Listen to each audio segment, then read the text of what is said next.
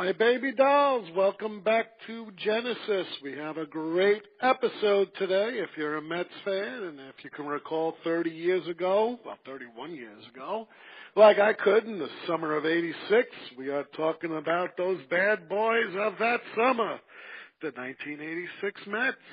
And we have the author of a great book, which was published last year on the 30th anniversary of the Mets winning the 1986 World Series, Erik Sherman's The King of Queens, Life Beyond Baseball with the '86 Mets, with a foreword by the manager Davey Johnson, who I recall at the time. I didn't even know that he played on Baltimore in 1969. I was so young at the time. I was 16.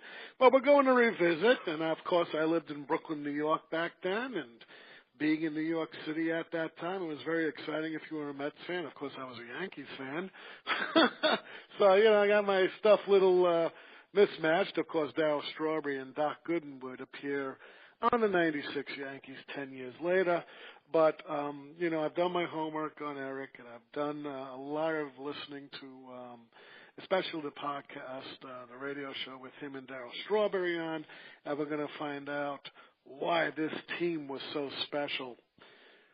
As always, I am your host, Ian Kahanowitz, and let me just say something. You are listening to the Comfortably Zone Radio Network with the Zigzag Man, Ralph Tycho himself. Of course, I'm on two other shows in the network. I'm proud to be on with Ralph regarding Giants baseball, both the history of New York and San Francisco, and old-time baseball and trivia with legendary author David Nemec, and, of course, Alan Blumkin. Now, what can we say about the '86 Mets? They won 108 games. I remember they were just running away with the whole National League that year. Well, I was jealous as anything because my New York Yankees weren't going to make the playoffs that year. Of course, Boston, which I moved to in 1993.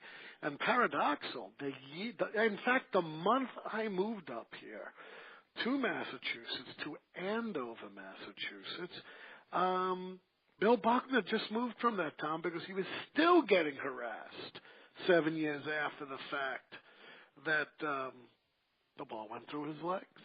And that helped spark a comeback for the New York Mets. And we're going to discuss the '86 Mets in detail. But what I want to mention is that Erik has traveled so much to meet all these folks.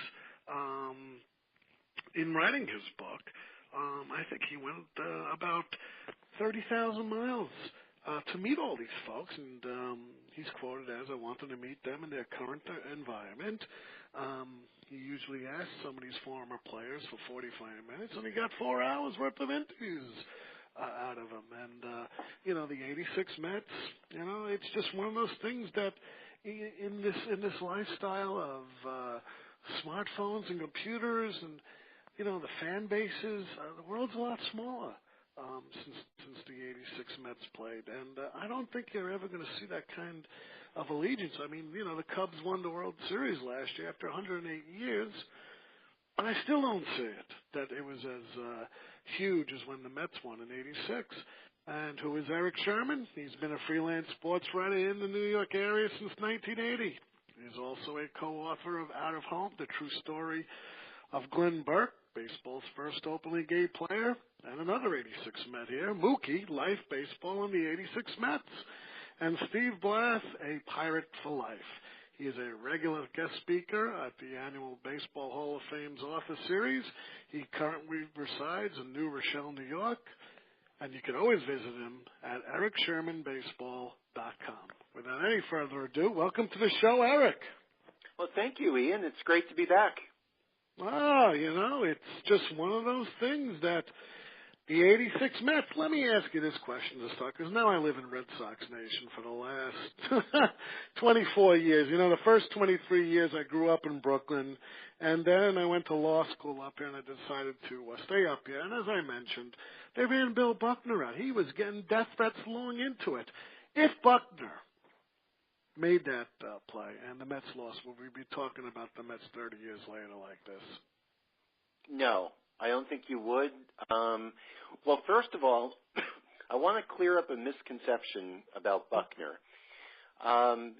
He owned property out in Boise, Idaho, for decades, and he's a real cowboy at heart. You know, he grew up in the middle of California, and you know, if you got to know Bill, you're not running that guy out of anywhere. He was tough as nails. I mean, you remember when he played, Ian. You know, he would. You know, there wasn't a wall that he wouldn't run into, or you know, a base he wouldn't dive head first into. He was a tough guy, and even the very idea that he was out on the field in Game 6 really attributes to what a hard-nosed player that he was. So when he left Massachusetts, although he was still getting a hard time from some fans. Some Red Sox fans that just like to find a reason, any reason, to blame somebody on that, you know, devastating '86 World Series loss to the that the Red Sox had.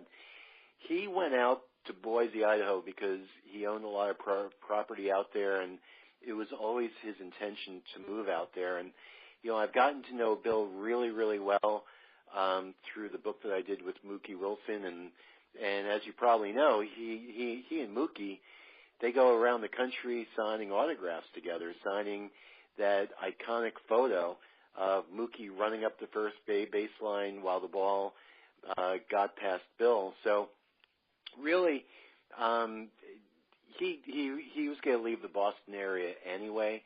But getting to your question, that would have been the Mets were clearly the best team in baseball in '86. Any of the Red Sox would admit that too. In fact, they have. And had they not finished off the season with a World Series championship, it would have been looked at as an underachieving team. And I don't think we'd be talking about the '86 team in the same way that we do now. It would have been one of the great upsets, I think, if Boston, and not only that, Boston would have won a World Series since 1918. They would have to wait another 18 years until my Yankees. Yeah, I think we would have looked at '86 completely differently. We would have looked at that as the year that the Red Sox ended the curse of the Bambino.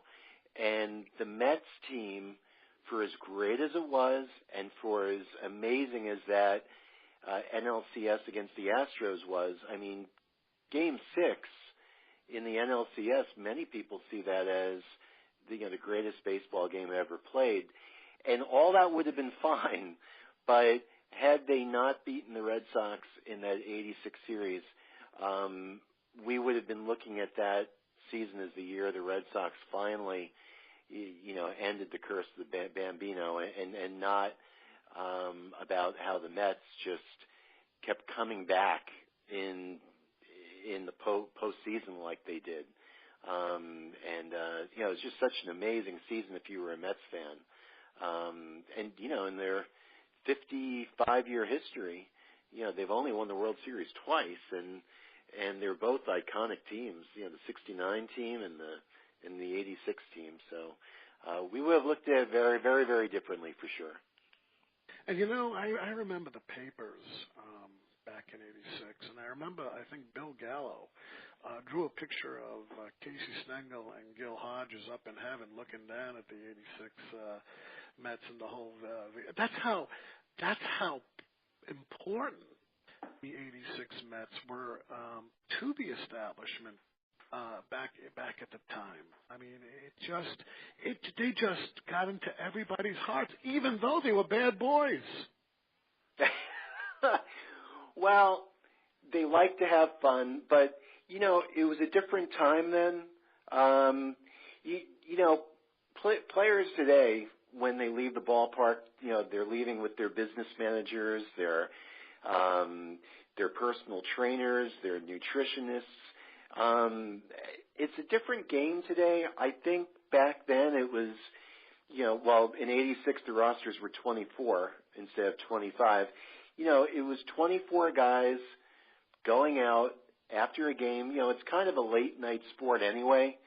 and they hung out together, and it was just a very, very different time. You know, you didn't have social media like you have now, and guys could really let loose and have a few beers after a game or a few cocktails, and that '86 Mets team, they were like a family. They were very, very tight, and you know, Keith Hernandez told me, you know, who played for years with the Cardinals before coming to the Mets, he didn't see any difference really in how, you know, the Mets entertained themselves after games as they did with the Cardinals. It was just a different time, I think, and I think although the Mets may have had a little more fun than anybody else, I mean, they were just so talented. You know, they didn't have any weaknesses. And I think that's why when Davey Johnson got up, you know, on the first day of spring training and said, you know, we're not just going to win the championship, but we're going to dominate, I think he really believed, you know, what the heck he was saying. And I think that because they were so good and because they won by 21 and a half games, I mean, they could afford to go out late at night, and they could afford to do the curtain calls, and you know, which of course is what made them so despised around the league. You know, they, you know, the curtain calls, which really they did for the fans more than themselves. No, yeah, of course. Now let me just make a caveat before we continue. Buckner, I believe, was his 16th season. Maybe more, 17. I think he started with the Dodgers in '69. I remember him as a Dodger. I remember him as a Cub. I remember him as a Red Sox. And, of course, by that time I was getting into college with the Angels, the Royals, and then he went back to Boston. But he had a great career as a first baseman, you know, and that one thing he'll always be remembered for. Well, yeah, and it's one of the great, you know, it's like a Greek tragedy because, I mean, this guy had 2,715 career hits during the regular season. He won a batting title in 1980 with the Cubs. He was an exceptional defensive first baseman. He had a great, great career. I mean, if if he hadn't been banged up at the tail end of his career, I mean, he probably would have hung on to get 3,000 hits, which at the time, you know, pre-steroid era, you know, puts you in the Hall of Fame. I mean, it's kind of like one of those magic numbers, like 300 wins, and which enabled Don Sutton to get in. You know, it is one of those automatics.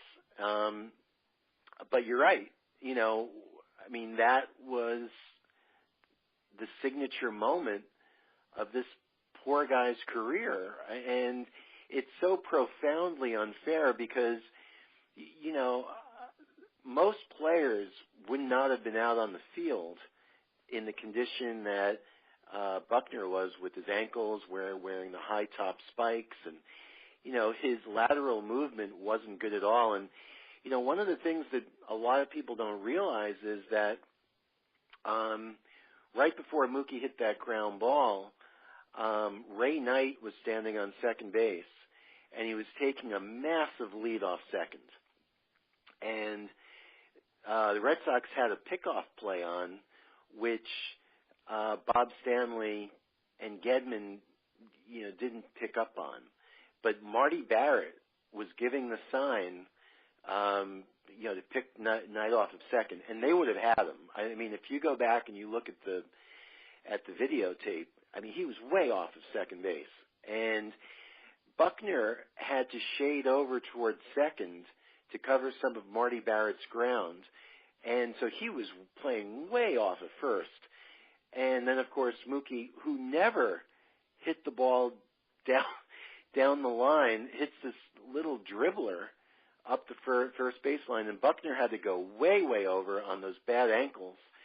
And, you know, he gets there. But I think if he had like another fraction of a second to set himself, he would have at least knocked the ball down or fielded it cleanly. Which begs the other question: Stanley broke late going towards first.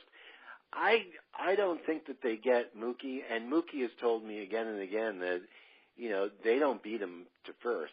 So what you would have had is first and third. You would have had Knight at third instead of scoring, and then who knows what happens after that. But the Mets to a man, though, once they tied it, they knew that they were going to win. And once they won Game 6, they knew that they were going to win Game 7, even after they fell behind 3-0 in Game 7. They did, and I remember the whole studio. Obviously you're a Met fan, Mookie and the Mets, and of course you just turned 50 last year, so you're 4 years older than me, and of course you were around through all the 70s when they made the World Series in '73 and through the lean years. I like to call them the Pat Zachary years.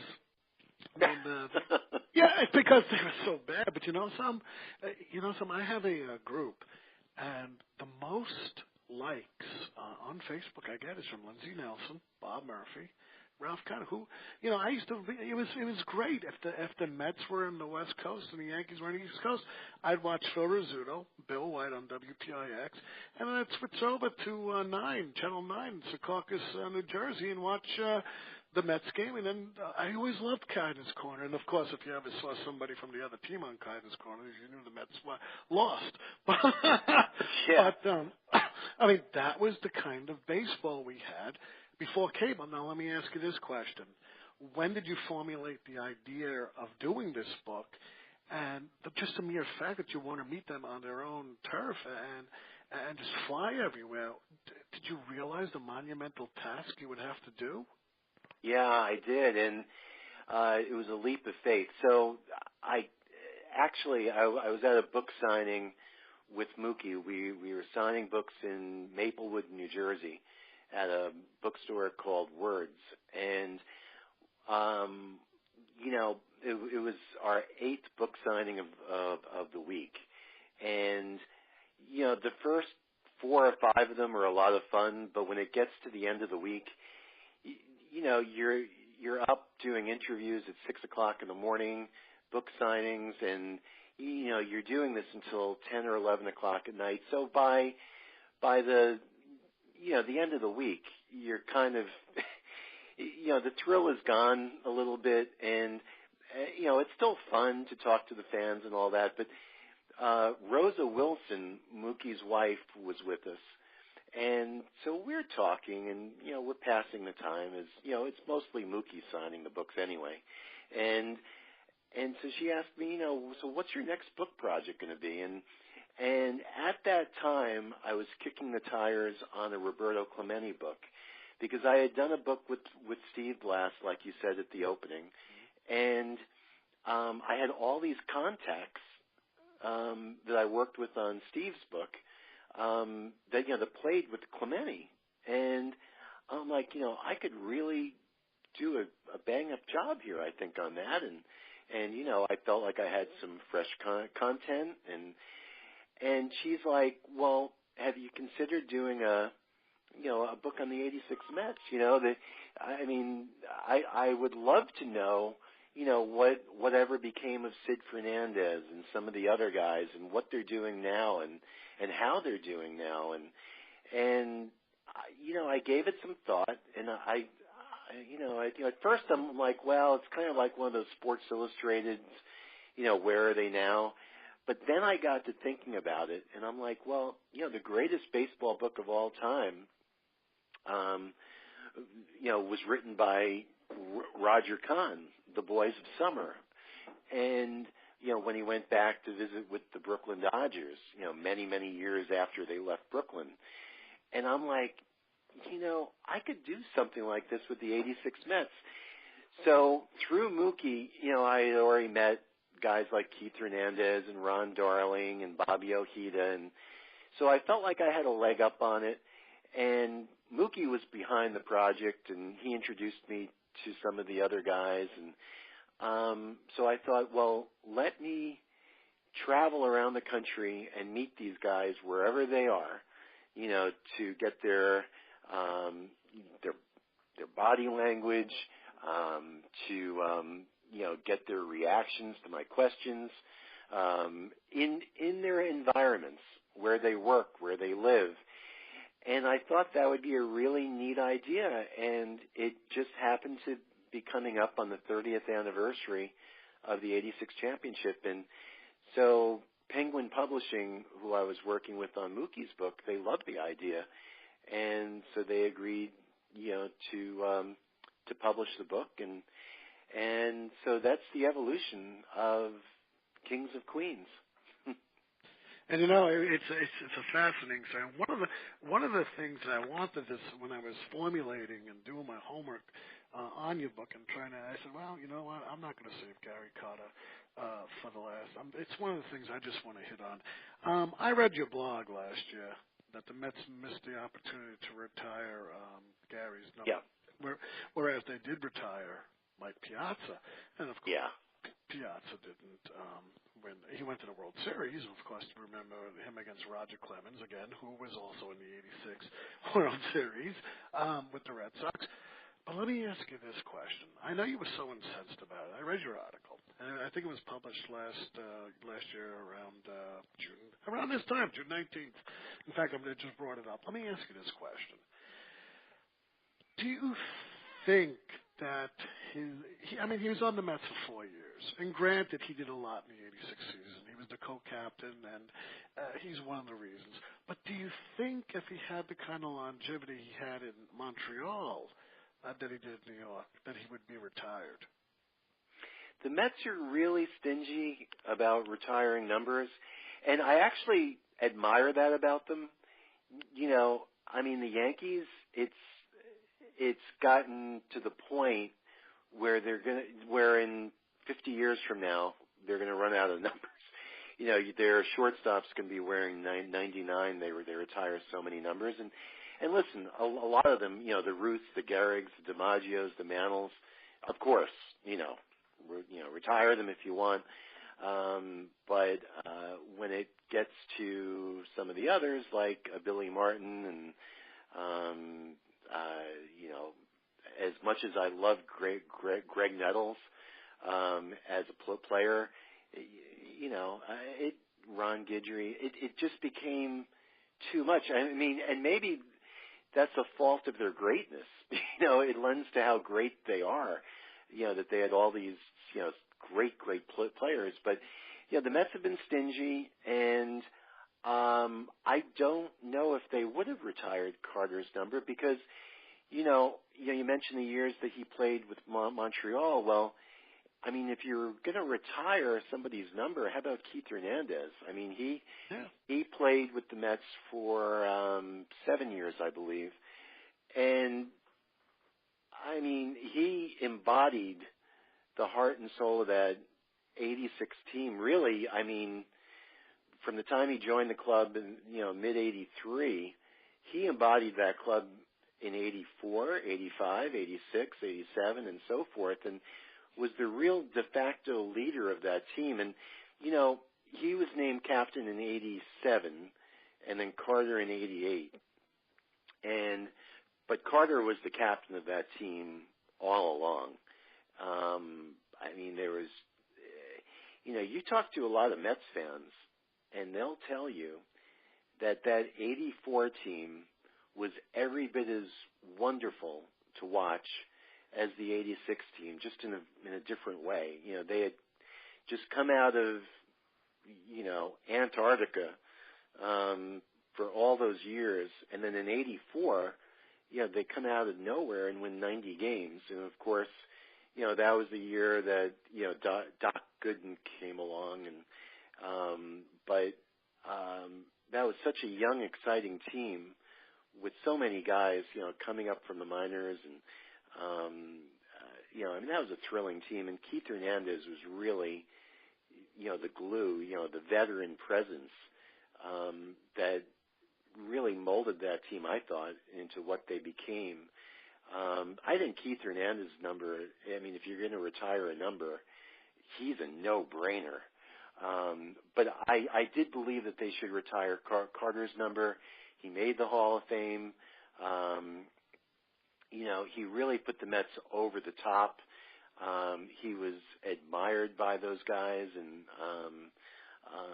so I believe he should have been, that his number should have been retired before Piazza. Now, with Piazza, you have the whole 9/11 thing too, which plays into it. He had the big home run, the game that baseball returned after the horrific events of 9/11. So I think that plays into it. But then again, I mean, you have, Piazza played during that steroid era, and let's be honest about it. I mean, there's a lot of question circulating over, whether Mike did performance-enhancing drugs. And whether he did or he didn't, I mean, he was a great player, and he played during that era when hundreds of guys were doing it. But, I think that comes into play too. And if you're just going to retire a handful of guys, there are guys I would have retired before Mike Piazza, and that's just my opinion. Yeah, and you know what? I think you have a good point. Now let me ask you this. When did Gary Carter die? About 4 or 5 years ago? I'm forgetting now. He died. He was like 58 years old, I believe. Yeah, he died. It's got to be 5 years now, something like that. Yeah. Now you went to Florida, I think, and interviewed his wife Sandy and her 2 daughters Yep. here. And let me ask you something. When they look back on their father and her husband, do they choke up, or is it more of adulation and respect and like, wow, he did all these things? There was no tears shed when I interviewed the 3 of them separately while I was in Florida. Sandy is an exceptional human being, a woman of faith, which I think, all the children are too, and I think that's what pulled them through. It's heartbreaking. I mean, you mentioned at the top of the show, how the '86 Mets were the bad boys of baseball. I think is how you put it. Carter was one of the 2 or 3 guys that really wasn't. He was, a milk drinking guy. He led such a clean life, whereas a few of the other guys, they were on drugs and they drank hard, they womanized, they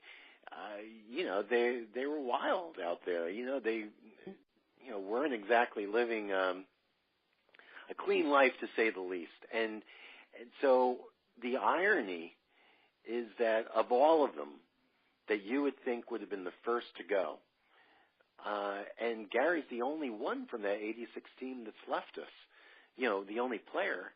I mean, he would have been the last one. I mean, you could have gone to Vegas and gotten 100,000 to 1 odds that Carter would have been the first one to go, and he was. But Sandy Carter just looks back at the years that she had with Gary as a gift, and I think his children feel the same way, and they know, they believe in their hearts that Gary's in a better place, and of course, the way that he died, was just so tragic. He suffered a great deal, and so I think there was relief there too, that he was no longer in pain and he's in a better place. And to tell you the truth, I remember, and speaking of his squeaky clean image, you're going to love this, when the Mets won in '86, Gary landed on the Irish soap commercials. That's how squeaky clean he was. That's right. What a metaphor, right? Yeah, I'm sitting there like, wasn't he? I think he did 7-Up with his daughter also, but he was never into the booze. I think he did a milk commercial too. I can't recall that, but I'll tell you what, strawberries are which is ironic. but I'll tell you what, let's take a leap of faith and let's go to the preacher himself, Darryl Strawberry. How was your time with Darryl? Because you also appeared on a show with him via telephone like you're doing with me now. How was he when you interviewed him and his wife, both, who are recovered drug addicts? It's Darryl Strawberry is an incredible human being. You talk about someone that was down to his bitter end, someone that really had lost the desire to live, and has completely turned his life around. He's a preacher now, but he's also helping out, other individuals with drug problems, and he's written books. It's one of the great turnarounds I've ever heard of. I mean, not just a celebrity, but anybody. He's completely turned his life around, and he was always a person of faith, but he's really turned his life over to God now, and he really lives it and believes it, and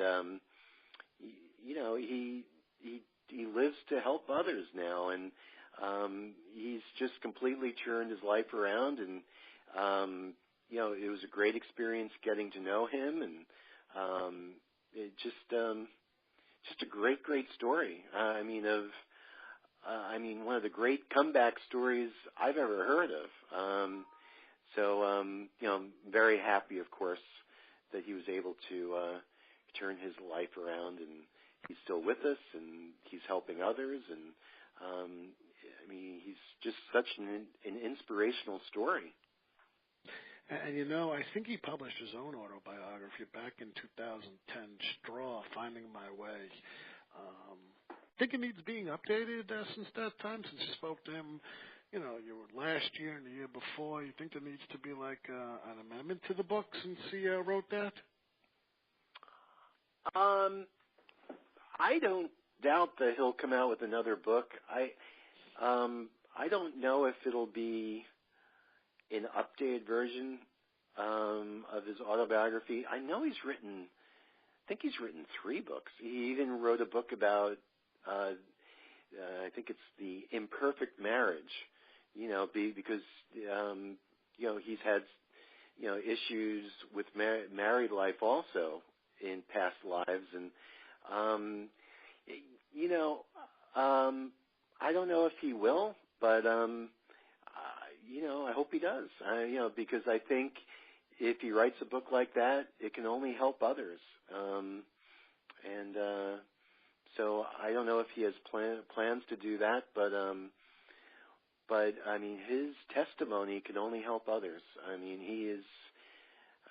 He has lived a hard life, and in the book that I wrote, Kings of Queens, he gets into the reasons why, he did drugs, and essentially it was because, he was raised by a family in which he had a father that was always putting him down and telling him he was no good and that he was worthless, and you hear that enough from your father and you start believing it, and then he gets to the major leagues and he hits 30 home runs, and everyone thinks with his body that he should be hitting 40, and then when he hits 39 home runs in back-to-back seasons, his teammates and manager thinks he should be hitting 50.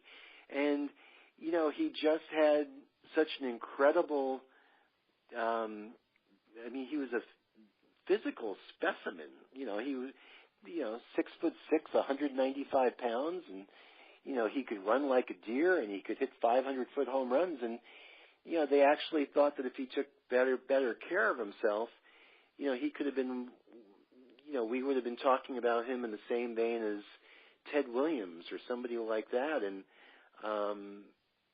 as it was, his career numbers were outstanding. But, there are those that thought that if he took better care of himself, he could have broken every record in the book. And maybe that's true. But, he had a lot of pressure on himself, and the way he handled it was, turning to drugs and alcohol and womanizing. Yeah, and you know something, Doc Gooden too had a similar problem. Yeah, sure. I mean, when you think about that, '86, Lawrence Taylor was the MVP of the league, and yet in '87, he was busted for cocaine. That Bill Parcells told him, "Go get yourself cleaned." He never really did. I think he still got in trouble last year by picking up an underage teenage prostitute, Lawrence Taylor. And the guy, for God's sakes, is 58 years old.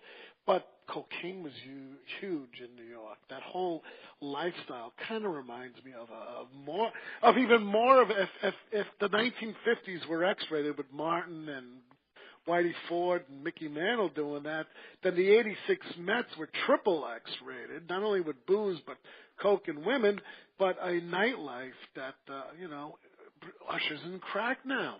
Let's talk about Doc Gooden. Yeah, well, Doc, my time with him was a little surreal. I'm sitting in his dining room, and he would get emotional. He was one. He wears his heart on his sleeve. I'll say this: Doc Gooden is one of the nicest people you could ever meet. He is, which is what makes this story so tragic, because he came from a great family, great parents. He had a great baseball high school coach, and he had this gift. He was the first one at the ballpark. He loved baseball. But what happened to him was, after the '85 season, when he won the Cy Young Award. So he won, the Rookie of the Year in '84, won the Cy Young Award in '85. He was 20 years old.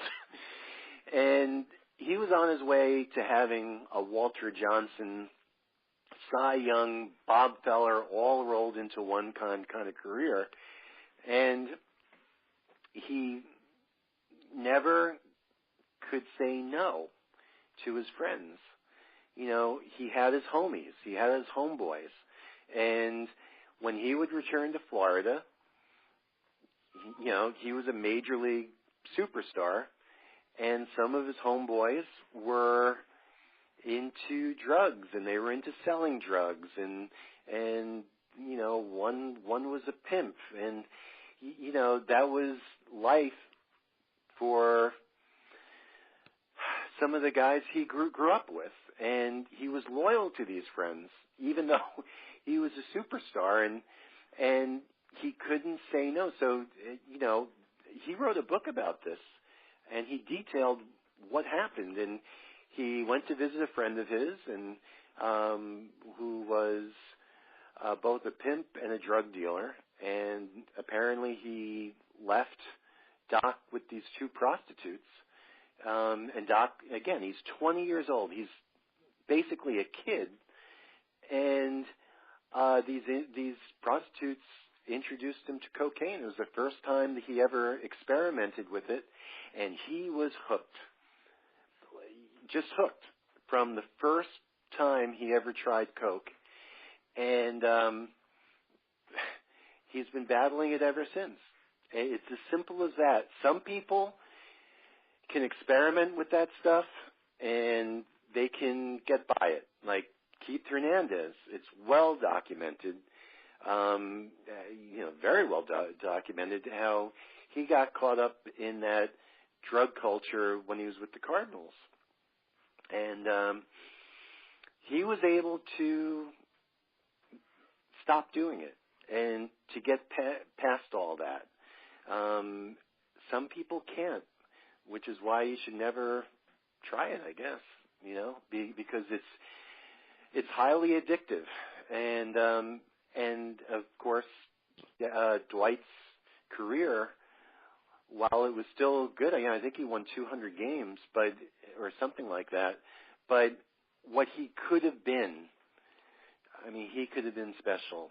Really, really special. And he knows that. And it beat him up for years.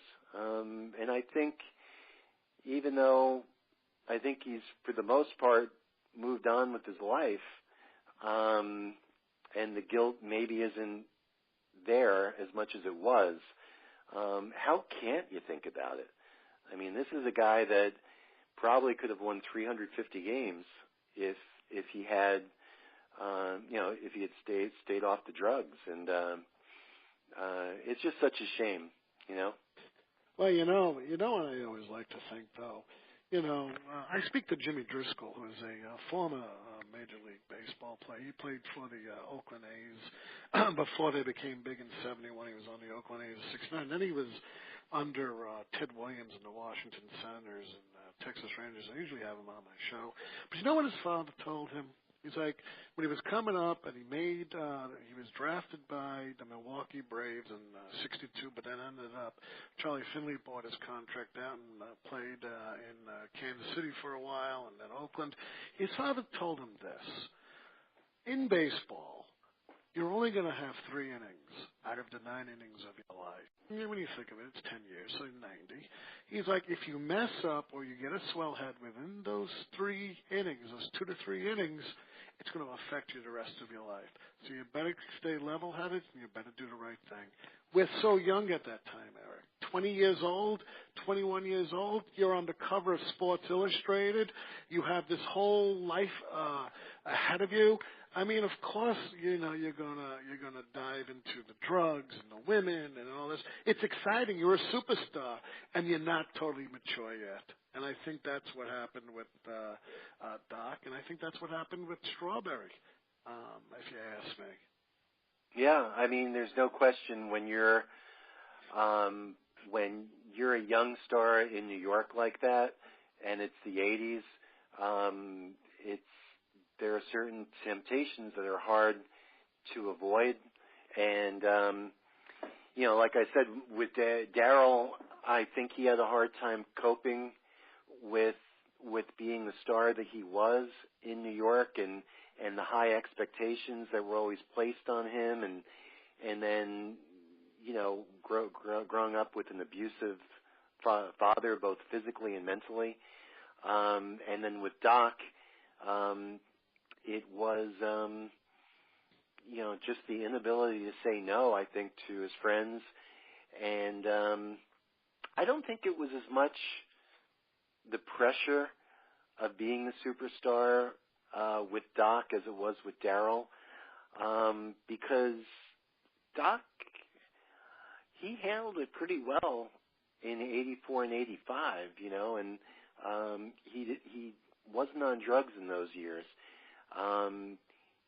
So, I mean, his drug use started after the '85 season, so I don't remember him having any issues coping with the pressures of New York or a pennant race. And, I mean, he was just phenomenal in '85, my God. I mean, that '85 season, I don't think I've seen a better year by a pitcher.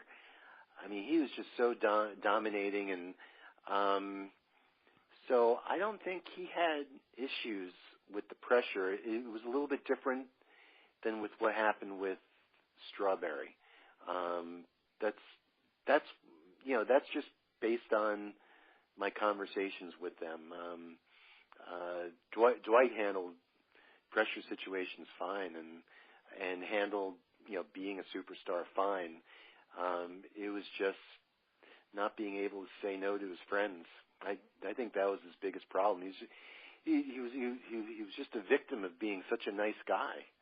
If you want to know the truth, I think that's also happened to MC Hammer. He became this huge star, and gave all his money and his ways to his friends and stuff. He just couldn't say no, and then when all the money ran. Yeah, MC Hammer, I know in that video, the one that he did, You Can't Touch This. Mm-hmm. He hired, those dancers were all from his neighborhood. Mm-hmm. So he didn't go out at some big fancy casting call in Los Angeles. They were all from Oakland, which, just goes to speak to what you just said, Ian, how, he gave back to his friends and his community, and incredibly, he went. I believe he went bankrupt, didn't he? He did. He went bankrupt, and as soon as that, all those people who were his friends, well, they're no longer his friends no more. Yeah. Did? Yeah, That's what happened. Let me ask you this about Davy Johnson. And this is a big question I've been formulating for a long time, because this team, this 86 team, should have won more championships. And if you recall in the mid-'80s, to get back at free agency, the owners went into collusion with each other not to bid for a free agent. And so the 86 Mets pretty much were the same team till around 88, 89. David Johnson, he pushed his players very hard. And of course, they had a wild time, off. Does he have any regret or something? Maybe he should have been more stern with the players about their nightlife, or maybe he pushed Darryl too hard when he hit 39 home runs, or maybe he overworked his pitches. And you had 4 good pitchers. You had Ojeda, you had Sid Fernandez, you had Ron Darling, and of course you had Dwight Gooden. Well, the question that you're asking is the golden question. Why didn't this team win another championship or 2 or 3? Because they were relatively young. Oh, you could write a book just about this question that you've posed. With Davey, as you may know, I'm his co-author on his upcoming autobiography, which is coming out next spring. So I've gotten to know Davey extremely well, as any co-author would. The 87 team, they lost all 5 of their starting pitchers for various lengths of time, and they still almost took the division. The other thing you have to realize, too, and which I'm sure you do, is that from 84 through 89, they would have been a wild card at a minimum every single year. So it would have been a playoff team for something like 5 years in a row, or 6 seasons, I guess. So they were a very good team. Like, they never had, a year under Davey in which the bottom fell out. They were always at least, I think, an 87, 88 win team, and over his 6+ years with the Mets, they averaged 96 wins a year. So his getting fired was, you average 96 wins over 6 years. It's pretty incredible. But anyway, any regrets? I think, well, he regrets what happened with Doc and Darryl. He doesn't know what he could have really done to stem their descent, because really Strawberry, his descent numbers-wise really didn't happen until after Davey left. He had a couple of years where he had 39 home runs. But, could Darryl and Doc have been better? Could they have, stayed off of drugs, possibly, if Davey had confronted them more about it? And it's hard to say. Davey told me that he was never more shocked by anything in baseball than the day that Doc came into his office during spring training in '87 and said, I've got to go to drug rehab. Davey never saw that coming. So I think he has regrets because he was their manager. But what could he have done? These were grown men, and you can't follow them 24/7. Now, you said that they were basically the same team after '86, but the Mets players from that team would beg to differ with you. They felt that losing Kevin Mitchell was a huge loss after '86, especially Davey. And then a lot of other guys said the loss of Ray Knight as a leader in that clubhouse was another huge loss.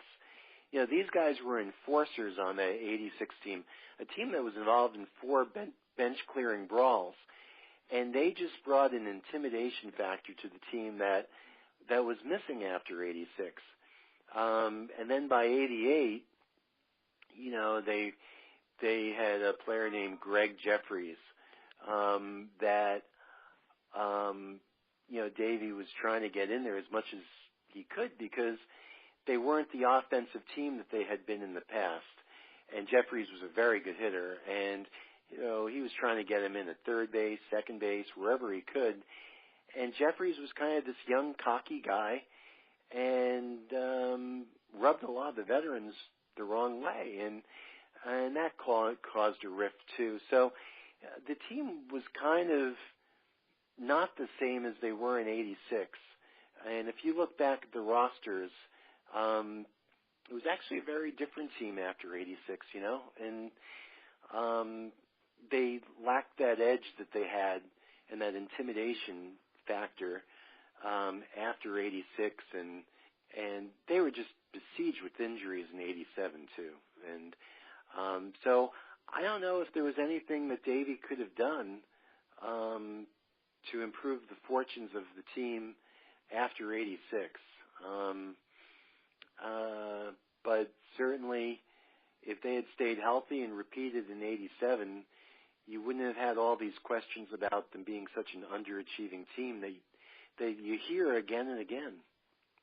And you know something, it's you know, I'm gonna touch upon a great subject here because I love the way you know, you presented it in the book, and people warned you about Lenny Dykstra. People sure do wonder about Lenny Dykstra. And you know something. What's funny is that Dykstra contacted me last year when he published his book Nails.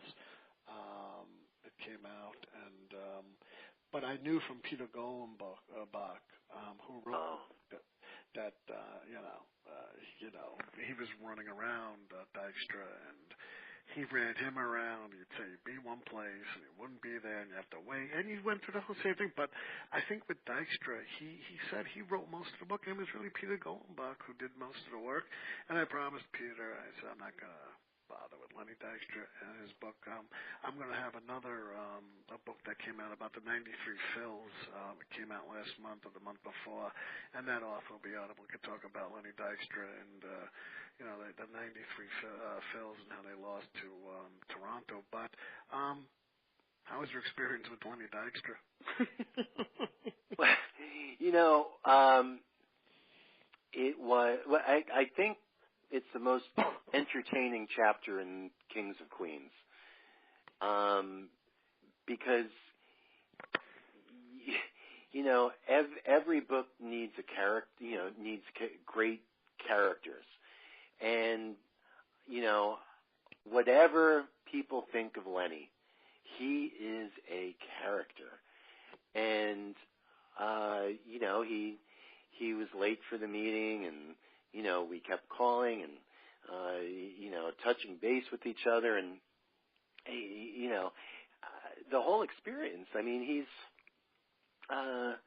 you know, he's admittedly got ADD. And, you know, I think what occurred around the interview was just as interesting as what he had to say. But, you know, I mean, he's a great interview, and I think, you know, I know Peter Golenbach, and you know, I have a lot of admiration for him and the books that he's written. I mean, he was really the first author that really, you know, worked as a co-author with, you know, the Billy Martins, the Greg Nettles, and the Sparky Lyles, and he really started this trend, I think, of baseball, you know, autobiographies that are all telling, you know. And I think Peter would be the first to admit that, you know, Lenny is a very entertaining guy, and he, you know, there's something about him that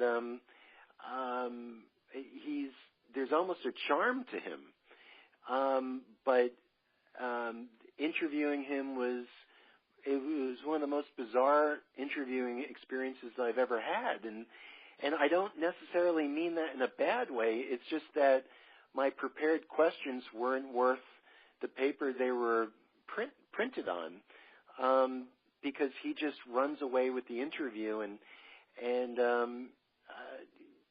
was quite an experience. But it was an experience, again, I think the chapter that I did with Lenny was easily the most entertaining in the book, and there's no holds barred.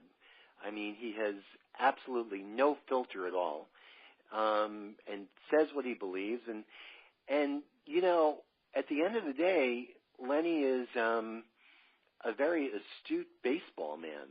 He knows his baseball, and I think to a certain degree, he knew what the heck he was doing for a while in the financial world and with his investments in the car wash business. But I think if Lenny has a fault, it's that he lives his life like he did manning center field for the Mets and the Phillies, recklessly. As a ball player, he would, crash into fences and crash into other outfielders, and I think what hopefully he's learned is that you can't live your life like that you can't keep doubling down. I think that was his undoing in the business world, that, he's a gambler, and he would keep doubling down and was a bit reckless. And, you can be that way on the ball field, and you'll be admired on the ball field for being reckless. But in real life, you have to show some restraint. And I don't think Lenny was able to separate the two. And but my experience with Lenny was very positive. A part of me feels badly. I mean, the guy was worth probably $100 million at one point, and he lost it all in like 18 months. It's an incredible story. I mean, there's talk about a movie. I mean, I think it goes beyond a Hollywood script. He's lived an incredible life. Hey, and something he certainly has. And you know what my best memories of Lenny Dykstra are? The tobacco. He was right between his teeth. Well, he was a throwback. Ron Darling told me that, he was a throwback to the Ty Cobb era. He would have been perfect, from like 1900 to 1920, in the dead ball era, where you had these characters,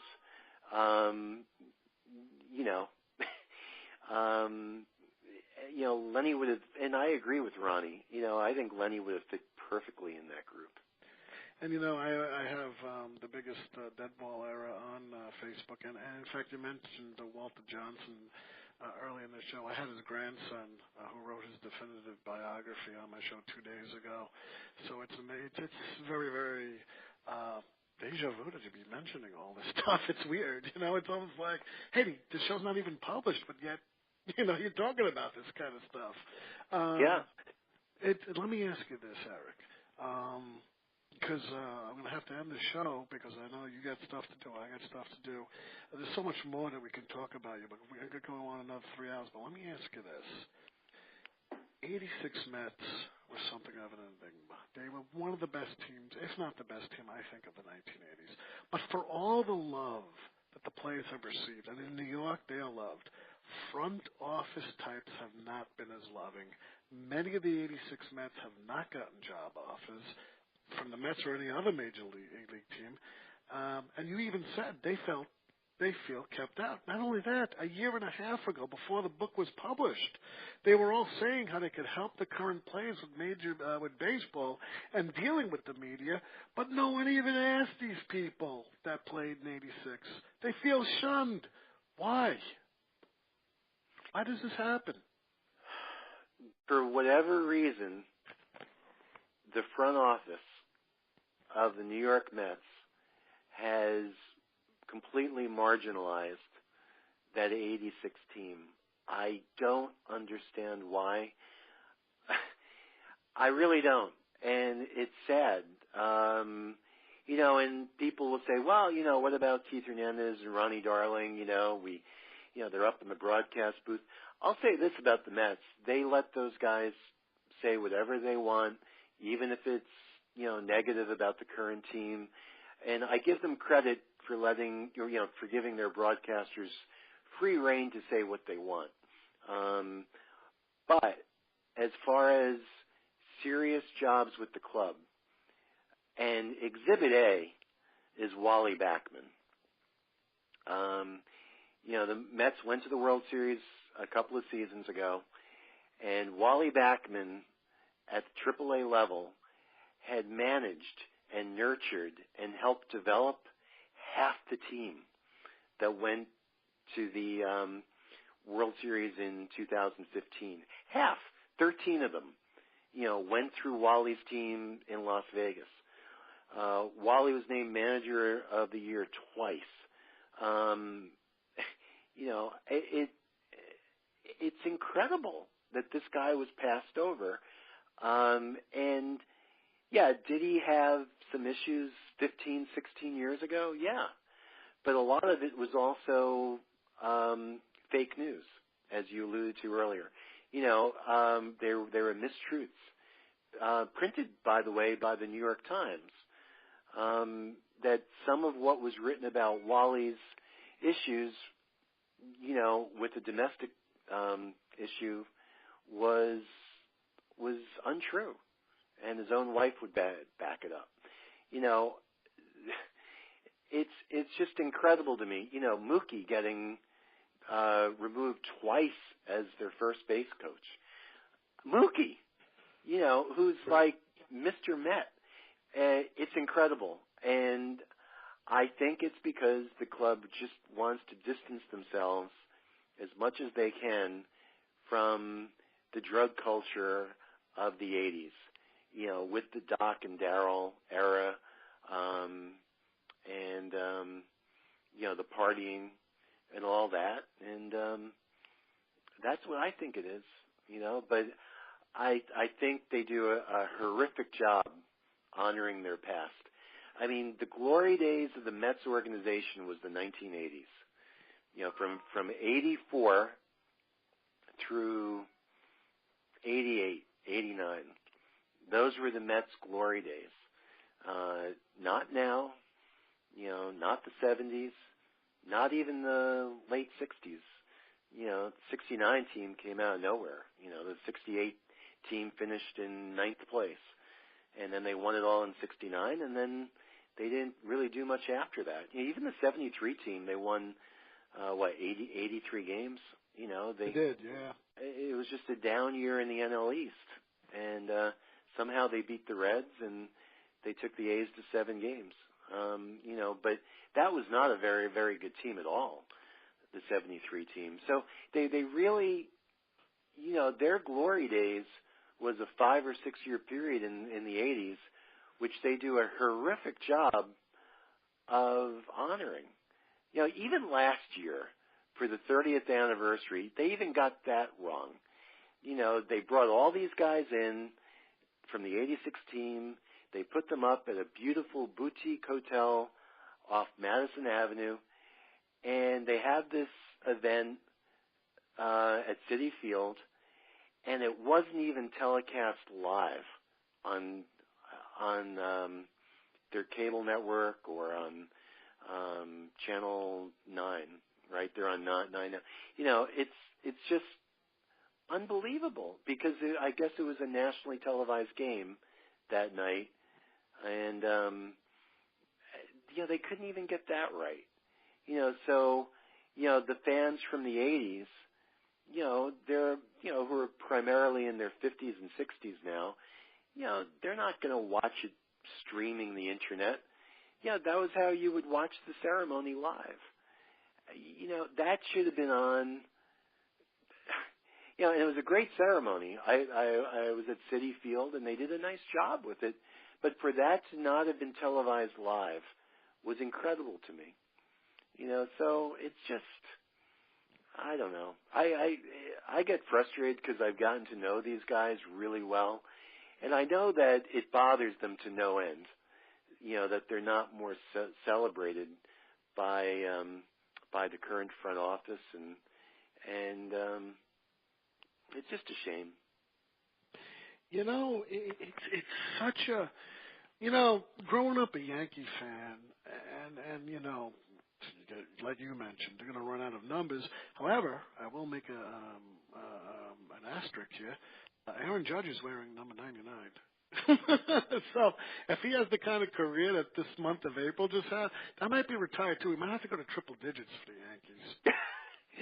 Yeah, he's something. But you want to know something? When the Mets came around in the 60s, they were beating the Yankees in attendance.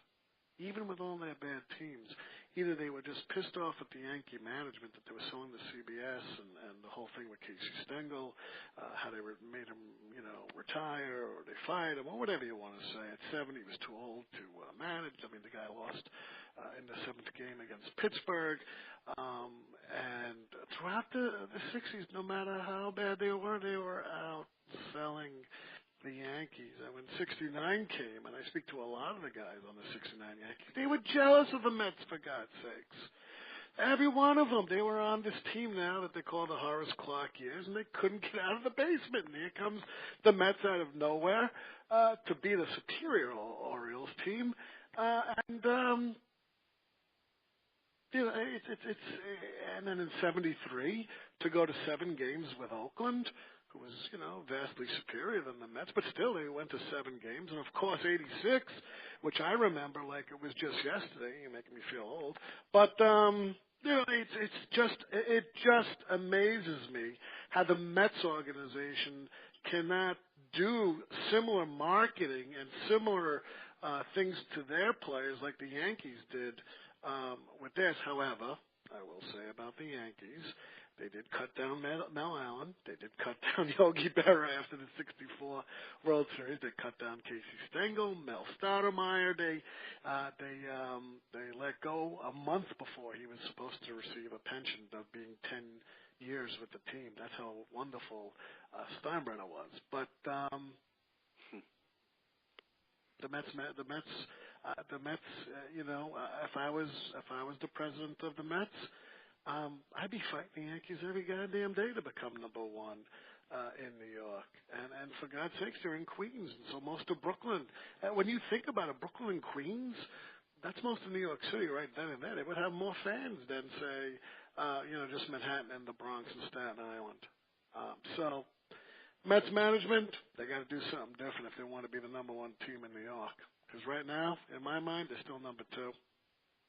Well, and you said at the top of the show that, I'm a big Mets fan, and I actually, I grew up, my father was a big Yankee fan, going back to the days of Joe DiMaggio. And so, but the first year I started watching baseball was in 73. And I was living in Queens for a brief time, so I would go to Shea. And I really, because of my father, I grew up, rooting for both teams. I was like one of those rare New Yorkers that, was a fan of both the Mets and the Yankees growing up. And but there was just something about the Mets in the 80s which were they were sexy, they were must-watch TV. They were young. They just had a charisma that the Yankees didn't have, and the Yankees were kind of it's strange. They just had so much tradition, and they wore the pinstripes. They had the Wall Street crowd, and they were just kind of stodgy compared to the Mets, which were much more exciting. And it's a weird thing to say because the Yankees had some exceptional players. I mean, Rickey Henderson was about as exciting as you can get. Don Mattingly was the best player in baseball for 3 years. Dave Winfield they just didn't have much starting pitching aside from Guidry. So they scored a lot of runs, but they gave up a lot of runs. But the Yankees were, in fact, the Yankees, I think they won more games than any team in baseball for the decade of the 80s. They just didn't win a lot of divisions. They won in 81 and they won in 80. In fact, I think in 81 it was the strike season and they won like half a season or something like that. So, but after that, they didn't win anything. But the Mets were a young team. They had long been like the little brother to the Yankees, and all of a sudden they burst on the scene, and they had young, exciting players, and like so many that we've talked about today, and then they had Keith Hernandez and Gary Carter, and it was just a great mix. And even Davey Johnson was just such a character himself, and such a smart baseball man, who really brought sabermetrics to the game. I know Bill James gets credit for that, and Billy Bean, but it truly was Davey that brought sabermetrics to the game in the late '60s. But that's a whole other interview, I think, Ian. Well, you know what? I'll tell you what we're going to do. I'd like you to either send me your book on Mookie Wilson. I don't know how accessible Mookie is. Maybe you can both come on my show. But I want that book on Davey Johnson when it comes out next year. And I don't know if he's going to be on the show, but we'll have you back on the show. And I hope you had a good time today. I did, as always. You're one of the great interviewers in the business. You actually read the books that I write, so I appreciate that. You know what the problem is, and my listeners know, I have 32 years of education. I was a trial attorney for many years. I became a tax attorney. I have my master's in history. I went to school for too long, and then I had twins at 37, and it all ended for me. By that time, I was, But I read everyone who comes on my show. It's a must, and I'm going to tell people, hold the line, Erik. I just wanted to say a few words, end the show, click off the channel, and then I'm just going to speak to you. Folks, I hope we had a good time today. I know I did. Thank God Erik did, because I always try to please my guests on the show. And look, you like the Mets, you like baseball, this is a book you should get. History, 86, great year. I turned 16, so I think I was able to drive. Who remembers? We're going back 30 years. Get this book. You're going to love the interviews. Erik traveled over 30,000 miles every which way and across the United States to get to these folks. Well worth the investment. Well worth the time. As always, I'm Ian Kahanowitz. Thank you, sir, Erik Sherman, for being on the show. And in the immortal words of Edwin R. Murrow, good night, folks. Good luck. We'll see you next time.